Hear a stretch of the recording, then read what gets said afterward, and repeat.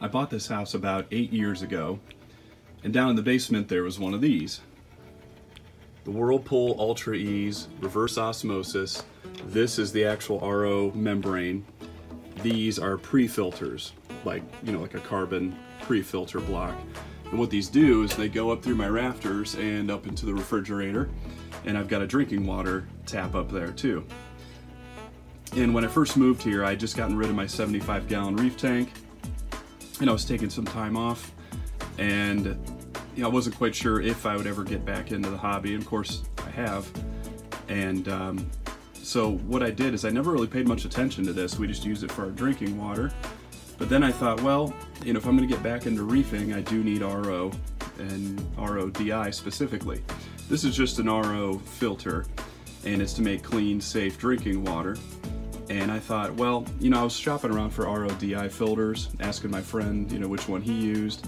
And I thought, well, I went on Bulk Reef Supply's website and decided to just get one of these. This is just a standalone DI container, or a canister, not a container. And what I thought is, well, if I can just plumb into the existing water line and just kind of take, because this is the main line that goes up through the house, under the fridge, under the into the drinking water spout.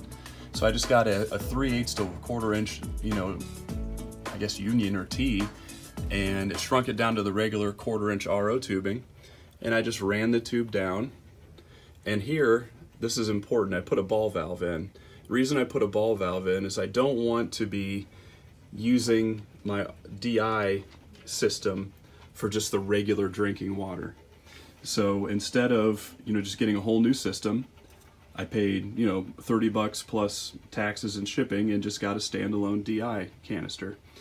And the fittings, the tubing, if you go on Amazon, these things are like $9 for more than what you're going to need. And this actual canister came with this amount of RO tubing. It was already filled with the resin. It was ready to go, literally. They make it so easy for you. And from there, I just dropped down the line so I can use it, put it in a bucket, and I just added another ball valve. So basically, when I want to make RO water, I make sure that we're not using anything upstairs in the kitchen, or the refrigerator's not pulling water.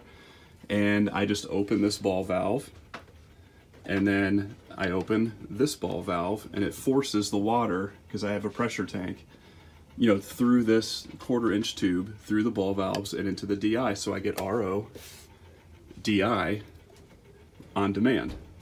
And I did it today. It took a couple of hours to get about 3 gallons. This is not, a high speed, high pressure system.